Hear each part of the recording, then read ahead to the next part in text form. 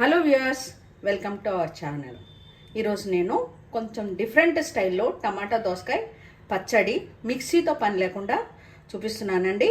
ఇది అన్నం, chapati, puri, fried rice, బిర్యానీలోకి సైడ్ డిష్గా చాలా బాగుంటుందండి. ముందుగా దోసకాయలను చిన్న చిన్న ముక్కలుగా కట్ చేసుకొని టమాటాలను ఉడకపెట్టుకోవాలి. ఎలా చేయాలో చూద్దాం. ముందుగా టమాటాలని ఇలా 2 ముక్కలుగా చేసుకోవాలి. టమాటాలు బాగా పండితే పచ్చడి చాలా టేస్టీగా ఉంటుందండి. మనం ఇది రుబ్బట్లేదు కాబట్టి టమాటాలు బాగా ఉడకాలి.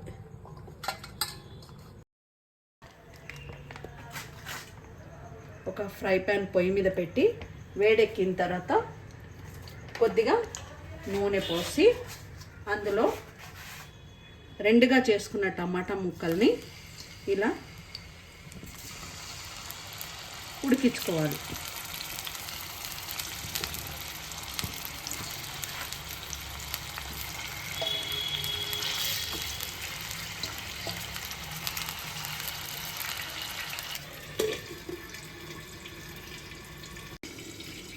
ఐదు నిమిషాల్లో టమాటాలు ఇలా ఉడుకుతాయండి. టమాటాలు బాగా ఉడికితే పైన తొక్క ఇలా వచ్చేస్తుందండి.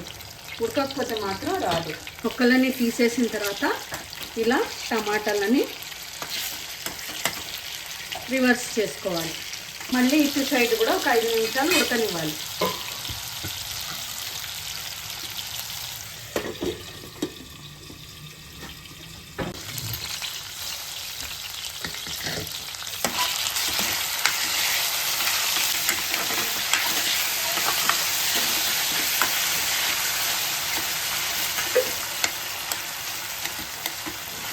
ఇలా గరిటెతో స్మాష్ చేసుకోవాలి.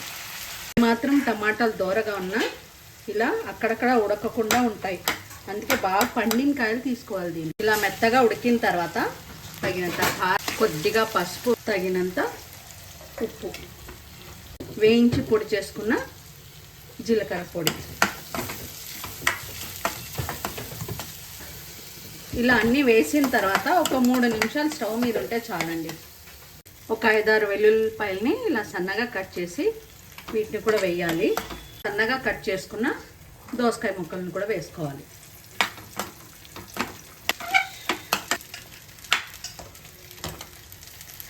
అప్పుడప్పుడు ఇన్స్టెంట్గా చేసుకోవాలనుకుంటే దానిపైన కొంచెం కొత్తిమీర వేసుకోండి.